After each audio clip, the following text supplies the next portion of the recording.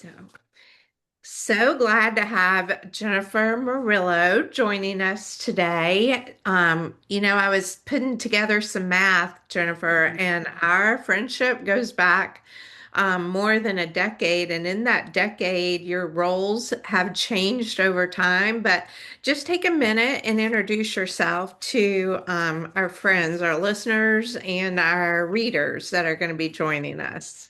Yeah, I am Jennifer Morillo. I'm in beautiful Beaufort, South Carolina. I am a lifelong learner and a proud 28-year educator. And I'm so proud to be here and happy to be joining you, Dana. Well, thanks for joining us and getting back to the basics. It's a podcast as well as a book, and it's just that. It's about getting back to the basics, whether you're an admin and you're getting back to the basics of managing and leading a school, leading people, leading kids, or if you're a teacher, getting back to the basics of a good, sound instructional efficacy. Your chapter that's being featured today is called Small Wins and Long Miles. And it's Mm. why progress kind of sometimes looks quieter than what you expect it to look like. And we chose you specifically for this chapter because you seem to really embrace this whole essence of going for the progress, but understanding whether it's the struggle, the journey, or the quietness and all the things in between. Um, and then part of that motto, that essence is, let's not just show up, let's step up. And we feel like you model that, you live it, you expect it, but you also encourage it and you celebrate it. But just start us off with why does that motto, that mindset, whatever you want to call it, why does that resonate with you so much? Oh, wow. Well, it's such a great connection between, that theme, that motto, that mindset. I'd say it's a heart set, right? Because like you can't separate your mind and your heart. So I think that that connects so nicely with the small wins, long miles. Don't just show up, step up. For me, is just the essence of leadership. Leadership, no matter what role you're in, is influence. Um, I think that is the simplest definition of leadership is influence. And I think don't just show up, step up really means to me that it's more than just compliance. I think anybody can just show up. They can show up in our classroom, show up in our school, show up as our scholars, show up as our families, show up as principals. So anybody can just show up, but it takes something special to step up, and it really is a commitment. It's a commitment to engage. It's a commitment to be above that line of compliance to commitment. Um, and it's different than buy-in, right? It's investment. It is understanding that it is long range. And in order to stay focused on that long range goal, it is celebrating the small wins is what's going to give us momentum to stay engaged. So it has such deep meaning to me. You said so many big words. You said influence, and you said commitment, and you said long range, and you said the impact. Like those were all just incredible words, and you're absolutely right. You know, I can remember as a former principal, and I was going into my first year of my principalship, and I was interviewing the staff because I was new to the school and I was doing these one-on-one interviews. And I'll never forget this teacher coming in and she's like, I just want to let you know I have 180 days till retirement. And I think my response back to her caught her off guard because I'm like, great. Tell me how those are going to be the best 180 days of your educational career. And the look on her face is like, what are you talking about? I'm like, yeah. What are you going to do to make those the best 180 days you have to give? And I just There was an awkward cricket silence, and I said, if you need to think on it and come back and share your thoughts with me, you can. But I was really trying to, elicit that mindset of, I don't just need you to show up for 180 days. I need you to step up. And she did. She went, took about 3 days to gather her thoughts. And when she came back and she's like, I know you're new. And I was like, well, yeah, I'm new, but I've been around the block a couple times. And she said, I know you don't know me. And I said, well, I want to get to know you. And she said, but I just have to tell you, you really did challenge me. And I said, well, I hope that was a welcome challenge. And she said, I had to think about it. And I appreciate you setting the tone and the expectation. Long story short, Jennifer, you'll never believe it, but she stayed 3 more years because when she was challenged to step up, she actually found the joy in her teaching again. And it was just an incredible friendship from that point on. But the look on her face was the first look was like, how dare you? Right. I'm trying to enjoy my retirement. So you're absolutely right. I also think about that in regards to the kiddos, right? So you said that very well. No matter what your role is, whether you're the leader of that building, whether you're the teacher of that classroom, whether you're a student within that student body, that motto really does mean the same thing. What difference are you going to make while you're here? Yeah. And I think, listening to you play that back to me is it connects so well to that influence, right? That leadership is influence. You know, the more we speak with each other, the more we listen to each other, the more influence we elicit with each other. And I think when we talk about influence, I know that the worst thing for morale is not addressing those that aren't stepping up. Right, It's right. hard. It's hard, right? It's hard to have those crucial conversations. It's much easier just to shy away from it, act like it doesn't exist, try to isolate, as much as possible. Either them or yourself. But it's hard work to have those crucial conversations. And the conversation that you had with that teacher was a crucial conversation because, that mindset is a direct reflection of the skill set that Mm, that teacher or that student or that principal is going to, execute. And so I think that I'm a fan of I can coach skill. I can't coach will, you know. that's Either right. you got the will or you don't. But I think you have to have the will, and it's the will is I want to do more, be more than just showing up and existing and breathing, right? I mean, I think about fish. And I think about, the just keep swimming with Dory and how fish have, only the cerebellum. And so that's really all the fish can do is just keep swimming. But as humans, we have this thing called the frontal cortex, and we get this opportunity to make a decision to engage, to step up over that line of engagement, to commit. There's different levels of commitment. And I think when you think about what does it take to lead people, regardless of what role you're in, because we all have the potential to lead or influence each other. But when you think about what does it take to lead people, I think it takes involvement, right? We've often said, Dana, in our careers and our friendship, no involvement, no commitment. And I think that unless we can inspire people to engage themselves as whole persons, they around a common vision, they won't make the decision, in this frontal cortex of their brain to engage, to commit, to invest, if you will. Absolutely. We both served in a coach's role, and not so much an instructional coach, but a professional coach, an academic leader coach. And we would often say with the folks that were in front of us as coachees is we cannot want this for you more than you want this for yourself, right? So I love when you said I can't coach Will.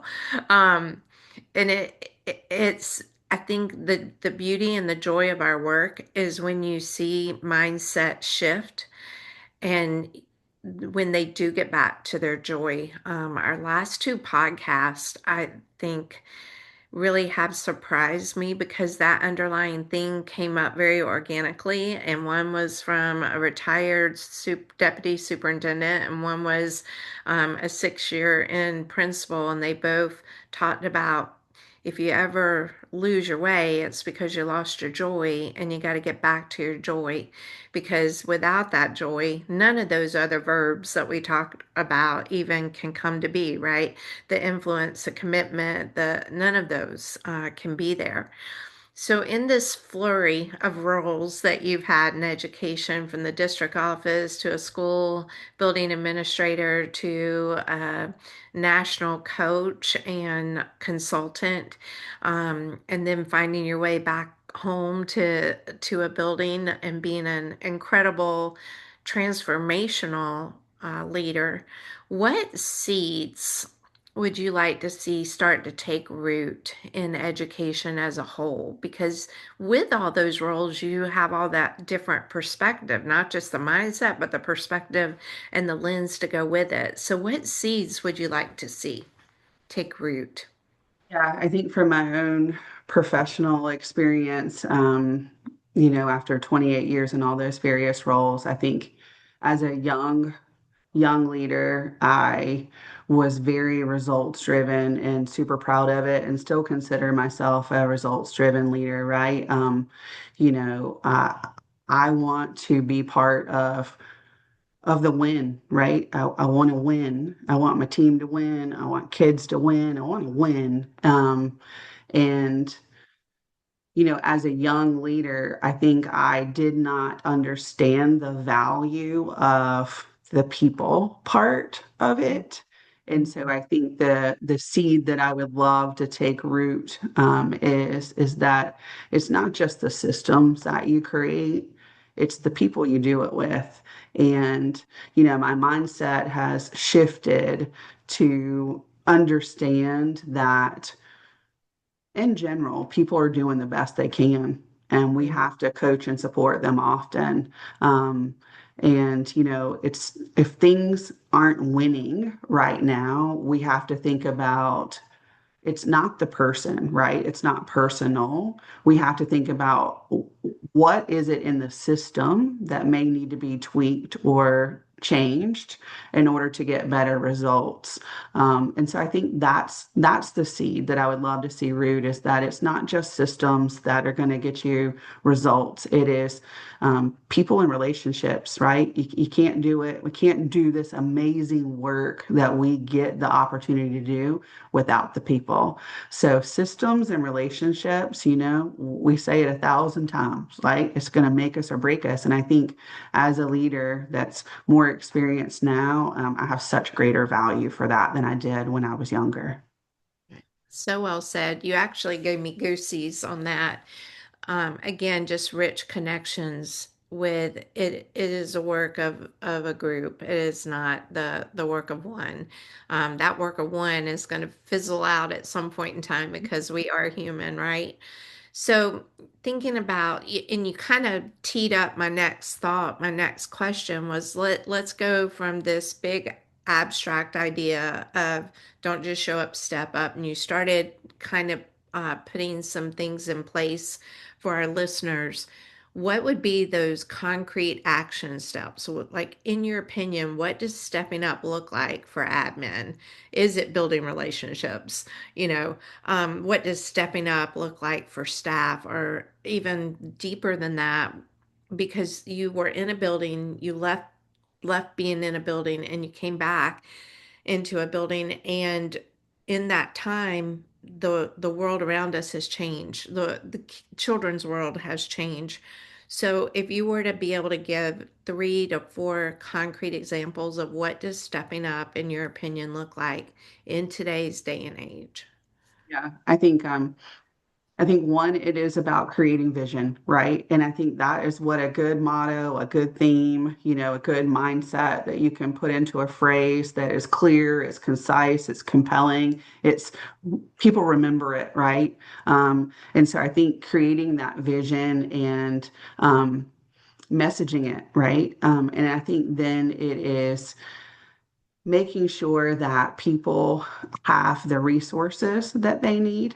Um, and I think it is making sure that people are involved. We talked about that, right? So like if they aren't involved in having input into creating the systems and creating the continuous improvement plan in order to make the vision come to life, then they're going to say why bother? They might be compliant, but they certainly aren't going to step up over the line of engagement to commitment. So I think it is vision. I think it is a commitment to continuous improvement. It's resources, and then it's coaching, right? It's coaching the capability. And so I think that those things have to be in place in order to make that vision of don't just step up, show up, come to life.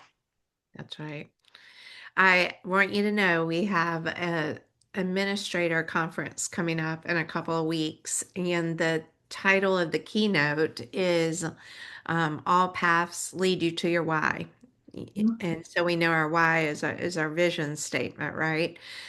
So know that during that keynote, we will be doing the step up cheer. So in your memory and your honor, I'm going to say this cheer goes out to Jennifer Morillo, and we're going to step it up, and we're going to look like a high school step club up there.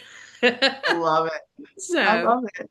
oh goodness. As we wrap up, you're one thing you and I have in common is we are big quote people. Mhm. So I would love to invite you to share a couple of your favorite quotes, and they can be about life, or they could be about education, or they can just be humor because it is hard work that we do. But share with us a couple of your favorite quotes. Oh gosh. Yeah, I love so many. I think there are some that are on my heart and mind recently that keep rising to the surface. And I think one that I often use is if it's important to you, you'll find a way. If not, you'll find an excuse. Ooh, I need to write that one down. That's so Yeah. very true. Yeah, So when the teacher true. says it twice, it's you need to Yeah, remember it. So if just it's important to you, you'll find a way. If not, you'll find an excuse. Yeah, love it. isn't that a good one? That is a really good one. That's a Yeah. really good one. Yeah, and I think one that I have used a few times recently, right, is sometimes, not sometimes, all the time. Let's just be honest. This is hard work, right? And it can it can be messy when the job starts interfering with the work, right? I see a difference between the job and the work. I don't know. Words are really important to me. So, I think when we get mired in the work or in the job rather, we forget the importance of the work. And so, there's a messy middle part of the year and it gets pretty quiet and you don't really realize that all this greatness is happening underneath. And so it can be exhausting if we're careful. And, one that I have leaned into recently is, and this is almost sounds a bit morbid, but until death, all defeat is psychological. Okay, that took me a pause moment to process. Until death, all defeat is psychological. Yeah. Yeah. I think about a conversation I had yesterday about a friend who was speaking about a friend of theirs, and she said it's just really hard because when she talks or shares or we connect, it's just everything that's wrong in the world. And I keep saying, but what good is taking place? Or, just always looking through that negative lens. And when you carry that amount of defeat or disappointment in every single thing everybody does around you, man, that goes back to that joy. But that is a super powerful quote. And I don't think it sounds morbid. I think it is a reality check of Yeah.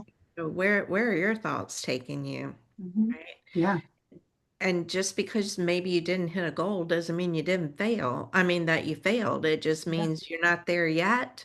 You need to do something different, or you're halfway there. Let's celebrate that. Kind of think about weight loss sometimes with yeah, that one. You yeah. only are going for that one number you're trying to get to versus, but look at all the other numbers you passed along the way.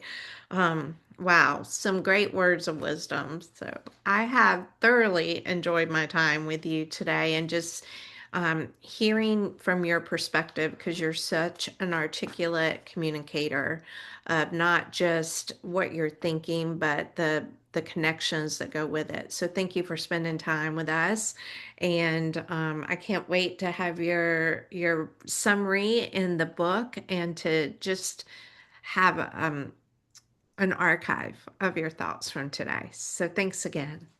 Thank you so much for having me. I always enjoy our conversations. Keep on leading, friend. You do an Will amazing job at it. will do. Okay, Thanks. bye bye. Bye bye.